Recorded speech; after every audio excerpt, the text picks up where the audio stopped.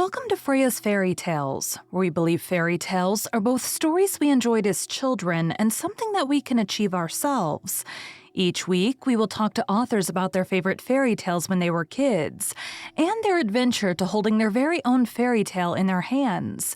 At the end of each episode, we will finish off with the fairy tale or short story read as close to the original author's version as possible. I am your host, Freya Victoria. I'm an audiobook narrator that loves reading fairy tales, novels, and bringing stories to life through narration.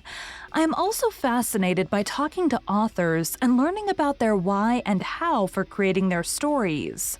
We have included all of the links for today's author and our show in the show notes. Today is part 1 of 2, where we are talking to Jess Bryant about her novels. Over the next 2 weeks, you will hear about her journey of writing since she was a kid, keeping possession of your embarrassing stories, writing whenever you have spare time, overcoming self-doubt, and her advice to be a reader first in your genre before writing in the genre. Unmistakable Mate, Fated Mate Series, Book 4. We make our own family. Xander Leary gave up on the idea of family a long time ago. He grew up bouncing around the foster care system, never finding a home to call his own. He has no ties to anyone or anything. So the last thing he expected was a phone call saying his estranged older sister made him guardian to a niece he'd never known existed. With no idea what else to do with the child, he heads for Noir, Louisiana, in search of the younger half-sister he barely remembers. But what he finds in the little bayou town will change his life forever. We make our own fate. Maya DeLuca gave up on the idea of fate a long time ago. She has no use for a fate that let a crazed wolf kill her parents, kidnap her sisters, and torture her. She's worked hard to overcome her traumatic past, to grow into a strong, independent woman, and a fierce alpha wolf. She makes her own decisions, not some supernatural force. She has her own plans, and they don't include the very human mate who just showed up on her doorstep, with no idea that the supernatural world even exists. We make our own happily ever after. He's human. She's a shifter, but their connection is unmistakable. Can Xander accept this new world that he stumbled into? Can Maya accept the possibility that fate chose right? And if they can find common ground, will they discover that sometimes it's our mistakes that lead us to exactly where we were always meant to be? So the show is Freya's Fairy Tales, and that is 2 ways. Fairy tales are something that we either listened to or watched movies of or read ourselves as kids. And it's also the journey of spending weeks, months, years writing your book, and then finally getting through the process and getting to hold that in your hands is also a fairy tale for you as the author. So I like to start with, what was your favorite fairy tale or short story when you were a kid, and did that favorite change as you got older? Um, yes, because I started out loving Sleeping Beauty when I was a little kid. Mm-hmm. I don't know. I think it was literally the movie version from Disney, of course. Right. It was I was obsessed with the fact that she got 3 little fairies like to help change her dress and do all the different colors. I think that's what I Yeah. was obsessed with more than the actual story. I was like, I want a fairy that will change my dress to pink and blue and purple and green and any other color that I want on demand. And then, I got a little bit older and was like, okay, well, this is kind of weird because she's asleep through For most of most of it, the good yeah. story. Yeah. So, of course, then it was Beauty and the Beast because I could really relate to Belle being, feeling like she didn't really fit into her small hometown Mm-hmm. and being a book lover, of course. Right. So that's probably been my favorite for a very long time. And then Cinderella. I mean, I have lots of favorites, but I always end up going back to Cinderella. I love the story behind it of, one night could change your whole life. Mm-hmm.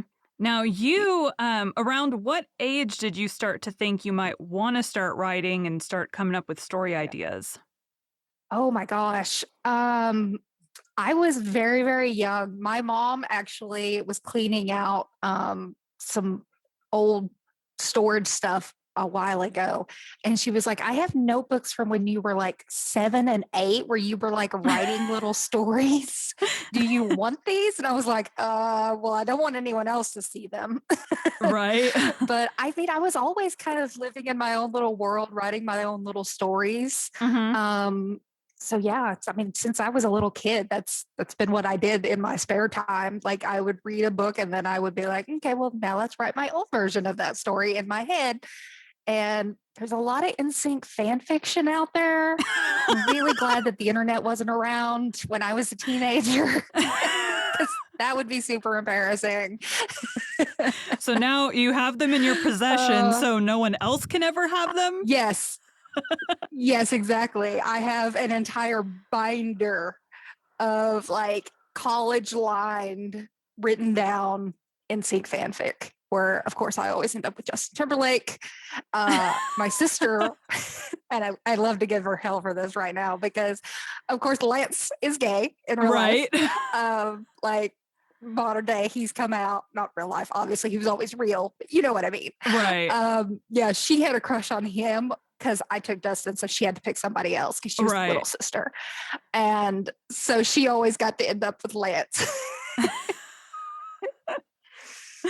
Oh, now that I don't know how that worked out. I assume he was gay the whole time and just kept it under wraps while he's, teen heartthrobby and all Yeah. that. Um, I Yeah. I didn't really it was probably years after he had came out that I even knew about it because, like, I that was my first concert was in sync, but I Yes. didn't, like, keep up with them once I started to get Oh, older, so, like, it wasn't until, yeah. like, way later on that I found that out, so Yeah, no, I love him. He's adorable. He and his husband are just they're so cute and I love them. So, So you wrote short stories as a kid. When did you start writing lengthier stories that could eventually have seen the light of day? um probably right after college.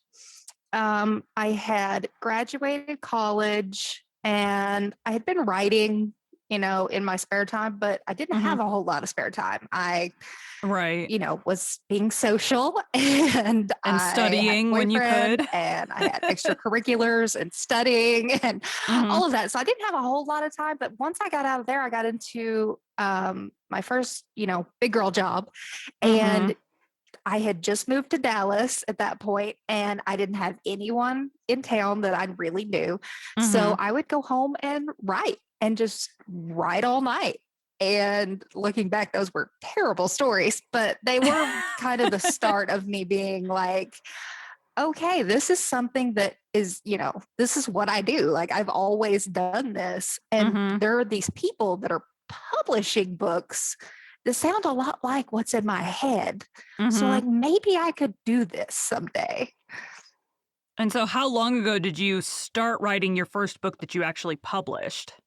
And how long did that book take you to Um, write?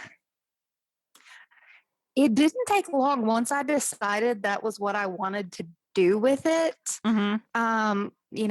I always say I was reading a Vivian Arend book. She writes cowboy romance, Mhm. and that's what I was writing at the time in my head because I'm from a very small town and everybody's a cowboy.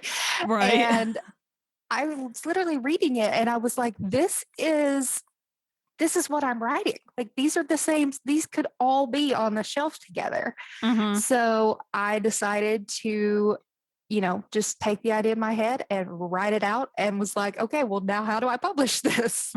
And that was probably, I think it was like 2013 or so. So it was Okay. really in that like first craze of indie So publishing of right. like everyone's just throwing everything on the internet to see what Good sticks. or not. Exactly. And I always say, they make those posts on Facebook and are like, if you could go back and tell yourself one thing before you publish your first novel, what would it be? And I'm Mhm. always like, that just because you typed the end doesn't mean you're ready to hit publish. Right. You need editing, you need marketing, you need all these things. Cause I mean, I finished writing and was like, upload, Right. just put it out in the world as is.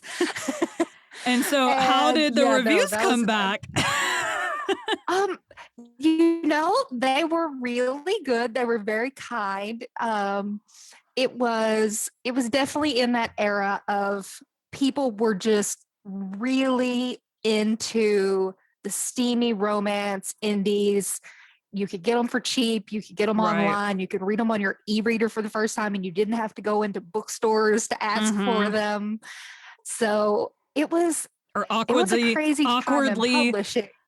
awkwardly stand in the section going, "Which one of these will get me less judged by the Exactly. cashier?" Exactly. I mean, I was just discovering that for the first time myself, being a young adult and being like, Mhm. oh, I can buy these? Because before that, I had only ever like stolen them from my aunt who had like all of the Harlequins. And I would like sneak in to her room and be like, I'm just going to borrow this one for a little while and take it home and hope she doesn't miss it. Hide it under my bed. But yeah, so that was kind of, when I really started publishing. But then I took a big break between that first one and then getting Mhm. back into things. So that first one came out in like 2013. I think I did the second one in 2014 and then I didn't publish again until 2018. Okay, so So that's a about big 5 gap. years. It was. I got married. It was not a good relationship. He did not want me writing that trash, as Oh he called it. gosh. Um, so, so I did. I mean, I wrote, but it was, for myself and that Mhm. kind of thing. And then when I finally was able to get out of that relationship and get away, I was like, oh, look at this. I have all these stories that have been piled up on my laptop, just saved. I think I will go back to doing what I actually love doing now. Right. So that was kind of how I found my way back to the genre and back to myself too, because there was a lot in that relationship that I was like, these are not healthy and we're not going to be putting this kind of stuff in books anymore. Mhm. But was it kind of like therapy for you to help get it out? It was the first book that I published after my divorce. I won't say it was based on my relationship, but there are parts of it that I definitely went through as a domestic violence survivor, Mhm. and it definitely touched on those topics and everything. And it was very cathartic to be able to write that as somebody else and then have her find her happily ever after. Mhm. So kind of a little bit of that for you. Now, I saw Yeah, your more yeah, recent stuff is like werewolves and stuff. So how did you make that jump from Harlequin yeah. over to fantasy? Well, I always say that I like to write what I like to read, and that Right. varies and it changes. Anyways, I say that I like to write what I like to read, and that Mhm. changes and it varies. Sometimes month to month, sometimes year to year. So in I think it was 2018 or so, I had a dream of all things. Probably because I had been watching too much Teen Wolf and it was about, werewolf shifters. And I was like, Right. okay, well, I know that's not what I write. Cause at that point I was only writing like small town romance. Right. And I was just like, I'm just gonna do it. And it's a story. I love it. I'm gonna put it out and we'll see what happens. So I put out this 2-book duet of the Fated Mates duet. It's Mhm. like 2 books, that's it. Story's over. And now here it is 2022 and people are still begging for more wolf books. So I finally was like, okay, um those are they're still my bestsellers 4 years later despite everything I've written in between. And I really enjoy writing the fun, it's I like to say mine aren't really a fantasy book so much as a romance with paranormal elements because it Okay. really is about them and their humanity and their friendships and their relationships and all the normal stuff. They just also happen to turn into werewolves. So yeah, I'm expanding that duet into a 5-book series now, like 5 years later. It's been crazy. But I'm so So glad that people loved it and enjoyed it. right, I, right. So since 2013, obviously you have learned the error of the not editing ways. So what does your process yes. nowadays look Yes. like before, from the end to actually uploading? So from the end, it goes, I do self edits as I go. Mhm. So I try to catch, all the most basic, obvious things myself. And Right. then it goes to my editor for the first round of edits. And she gives me feedback, not just on you need a comma here, which I always do because I love run on sentences like they're my soulmate. And so that goes to her for the first round. It comes back. She gives me, this doesn't exactly fit here. You've said this like 7 times now. We get the point. He's an alpha, that kind of thing. And then I go through a second round of edits, or I make her first round of edits.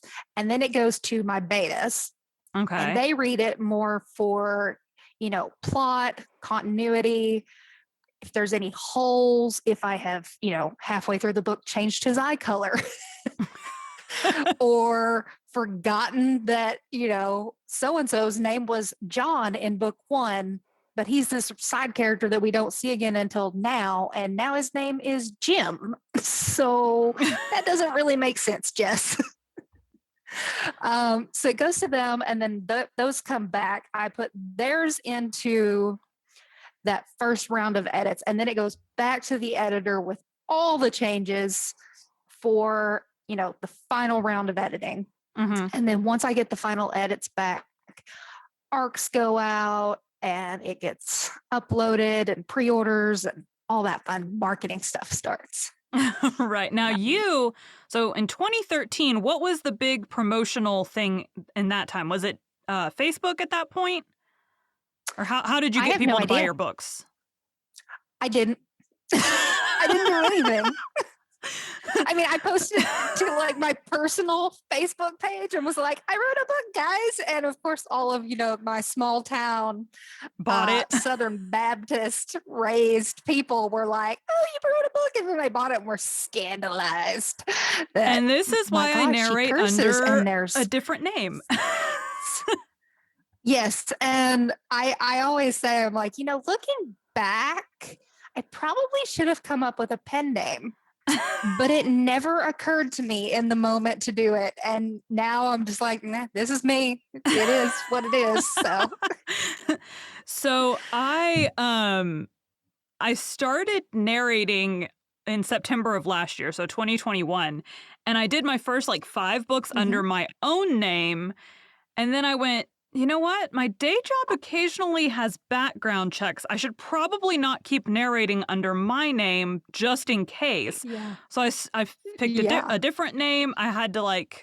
I picked a name, had an author I was working with at the time say, "Hey, did you narrate all these erotic books?" And I went, "No." And so then I had to pick a different name and make sure Oh, no one else was using it.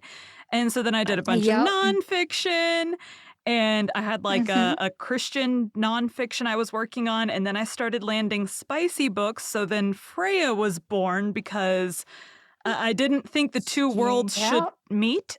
So, Yes. I and understand that. and Freya is known mostly on TikTok. My mom and my sister, my best friend, know about it, and no one else in my real life does. So, Hey, good for you. and If they you aren't can on keep those TikTok, so we're boundaries, I safe. say go for it. Yeah. And now I'm like, working on my own books, which I fully intend to edit. And I'm like, we're going to publish those under the Freya name because they will be spicy. So while everyone knows I Yeah. narrate and I'm writing, no one knows what name I do that under. So, Awesome. That's a genius idea. Honestly, I wish it had occurred to me. to come up with some sort of pen name because it would have been nice to be like, I don't know what you're talking about. Whereas right now, my boss, who is a man in his late 60s, will literally just small talk and be like, so what you working on these days? And I'm like, nothing. He's like, you don't have any books going right now? And I'm like, can we not talk about my books? Like we all Right. know what they are. Y'all are aware of what I write. Several of you have read them just to give me crap about them, quite honestly. Yeah. But like let's not go there. I just tell them, no, not working on anything anymore. Like hopefully I they mean, never look it they up. could Google you. I mean, that's all it would take. Yeah. But yeah, I mean, I work with 65 men and one other woman. Oh So, gosh. Yeah, that's um, awkward. yeah, yeah. So it's weird. And my dad works at the same company, Oh no. because it's a small town, and he's aware, but he doesn't want anything to do with it. So they just love giving him crap, and so yeah. For like the last like 2 years, I'm just like, nope, not working on anything. Because I'm not at that exact moment. I'm working on their actual work. Right? So you weren't promoting at the beginning. So when did you start promoting and how did you start promoting?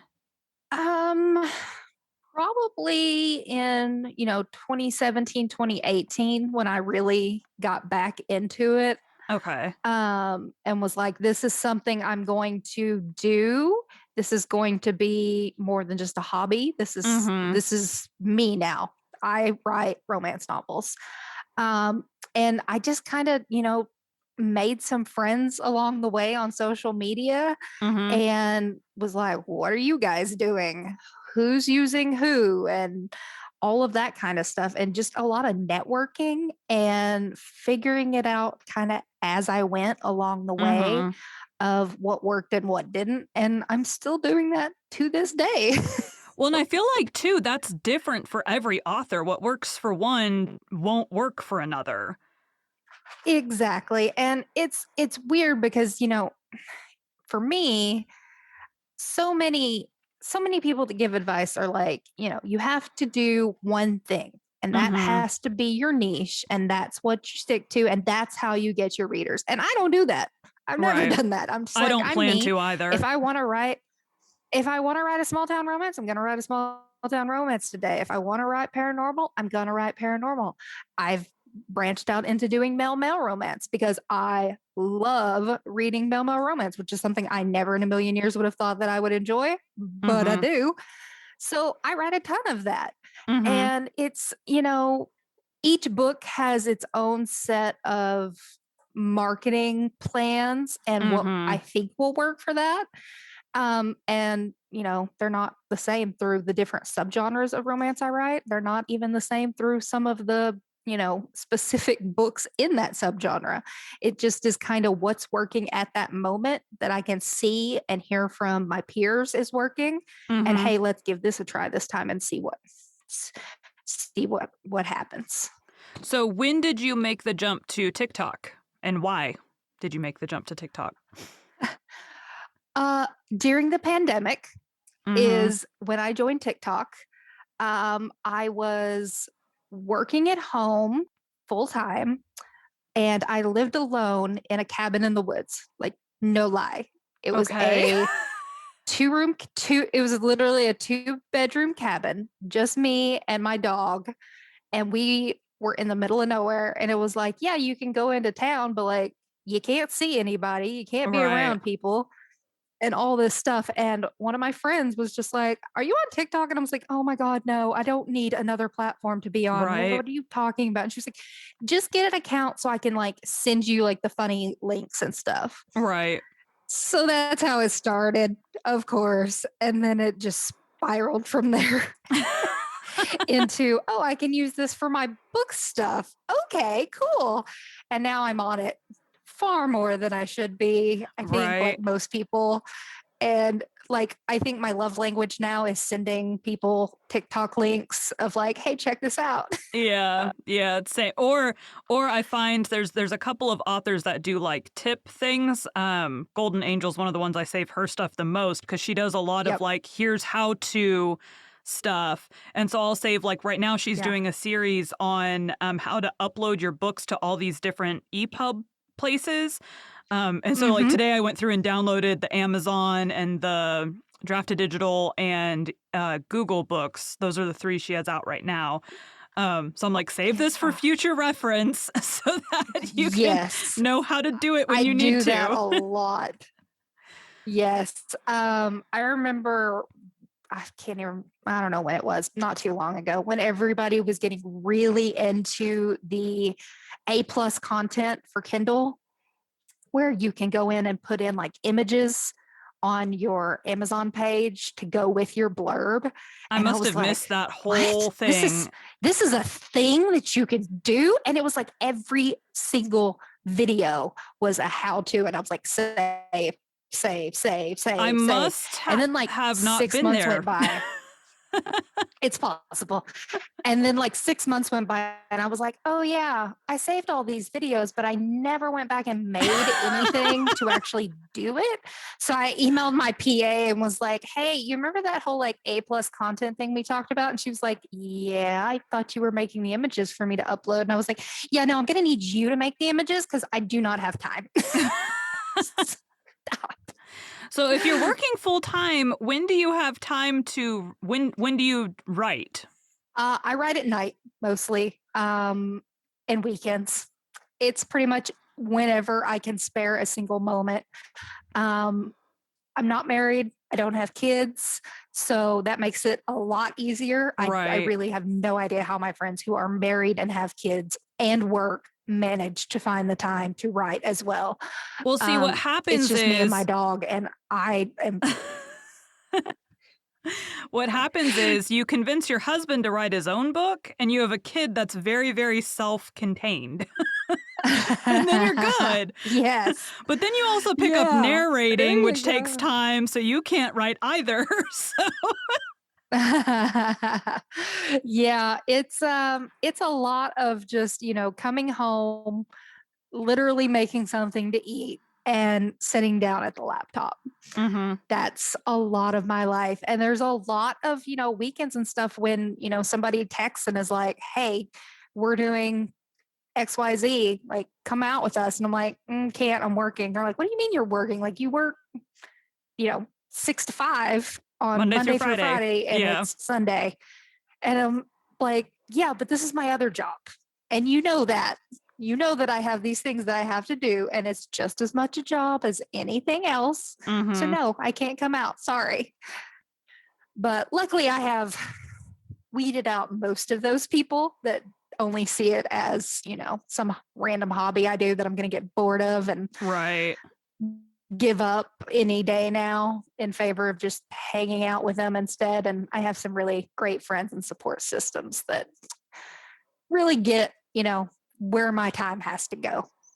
Yeah, my best friend is actually one of my alpha readers. So she gets I write Yes. into a Google Doc, and so she has the link so she can go read through it as I'm writing. Right now I'm researching for I started one book and then my brain went a different way, so now I'm researching for that book instead.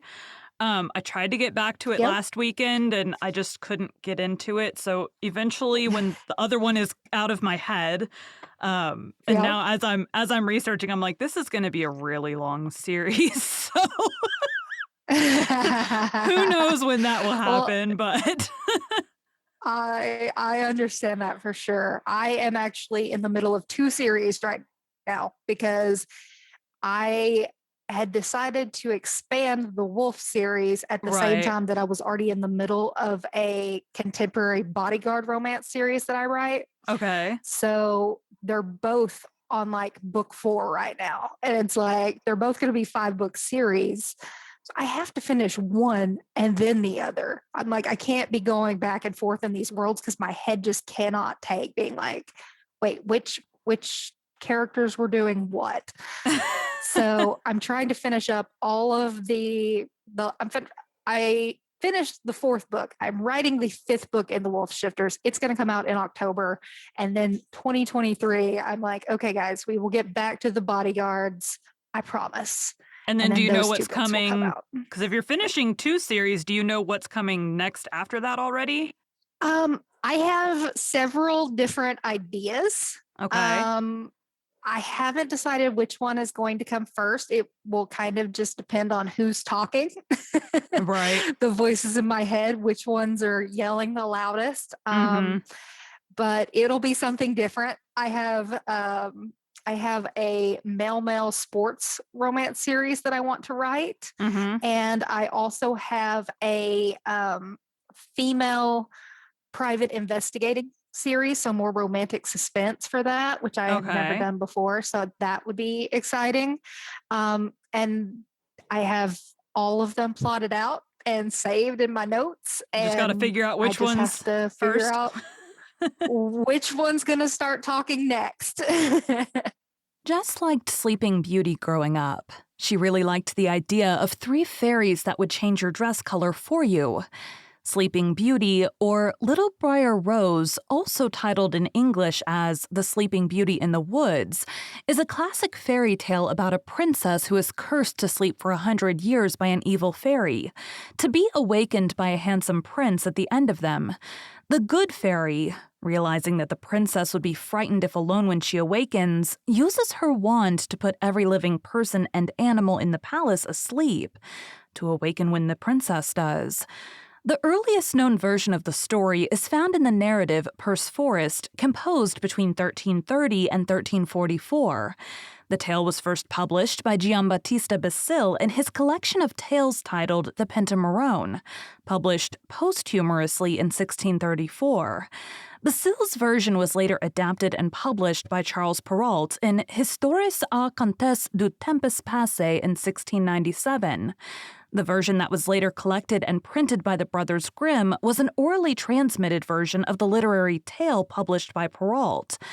The Arne Thompson classification system for folk tales classifies Sleeping Beauty as being a 410 tale type, meaning it includes a princess who is forced into an enchanted sleep and is later awakened, reversing the magic placed upon her. The story has been adapted many times throughout history and is continued to be retold by modern storytellers throughout various media. Today, we will be reading The Fairy by Charles Perrault. Don't forget, we're reading Le Morte d'Arthur, the story of King Arthur and of his noble knights of the Round Table on our Patreon. You can find the link in the show notes. The Fairy. There was once upon a time a widow who had 2 daughters. The eldest was so much like her in the face and humor that whoever looked upon the daughter saw the mother. They were both so disagreeable and so proud that there was no living with them. The youngest, who was the very picture of her father, for courtesy and sweetness of temper, was withal one of the most beautiful girls ever seen. As people naturally love their own likeness, this mother even doted on her eldest daughter, and at the same time had a horrible aversion for the youngest. She made her eat in the kitchen and work continually. Among other things, this poor child was forced twice a day to draw water above 1.5 miles off the house and bring home a pitcher full of it. One day as she was at this fountain, there came to her a poor woman who begged to let her drink. "Oh, I, with all my heart, goody," said this pretty maid, and rinsing immediately the pitcher, she took up some water from the clearest place of the fountain and gave it to her, holding up the pitcher all the while that she might drink the easier. The good woman, having drank, said to her, "You are so very pretty, my dear, so good and so mannerly that I cannot help giving you a gift." For this was a fairy, who had taken the form of a poor countrywoman, to see how far the civility and good manners of this pretty girl would go. "I will give you for gift," continued the fairy, "that at every word you speak, there shall come out of your mouth either a flower or a jewel." When this pretty girl came home, her mother scolded at her for staying so long at the fountain. "I beg your pardon, Mamma," said the poor girl, "for not making more haste." And in speaking these words, there came out of her mouth 2 roses, 2 pearls, and 2 diamonds. "What is this I see?" said her mother, quite astonished. "I think I see pearls and diamonds come out of this girl's mouth. How happens this, child?" This was the first time she ever called her child. The poor creature told her frankly all the matter, not without dropping out infinite numbers of diamonds. "In good faith," cried the mother, "I must send my child thither. Come hither, Fanny. Look what comes out of thy sister's mouth when she speaks. Wouldst thou not be glad, my dear, to have the same gift given to thee? Thou hast nothing else to do but go and draw water out of the fountain, and when a certain poor woman asks thee to let her drink, to give it her very civilly." "It would be a very fine sight indeed," said this ill-bred minx, "to see me go draw water." "You shall go, hussy," said the mother, "and this minute." So away she went, but grumbling all the way, taking with her the best silver tankard in the house. She was no sooner at the fountain than she saw coming out of the wood a lady most gloriously dressed, who came up to her and asked to drink. This was, you must know, the very fairy who appeared to her sister, but had now taken the air and dress of a princess, to see how far this girl's rudeness would go. "Am I come hither," said the proud, saucy slut, "to serve you with water, pray? I suppose the silver tankard was brought purely for your ladyship, was it? However, you may drink out of it, if you have a fancy." "You are not over and above mannerly," answered the fairy, without putting herself in a passion. "Well, then, since you have so little breeding, and are so disobliging, I give you for gift that at every word you speak there shall come out of your mouth a snake or a toad." So soon as her mother saw her coming, she cried out, "Well, daughter?"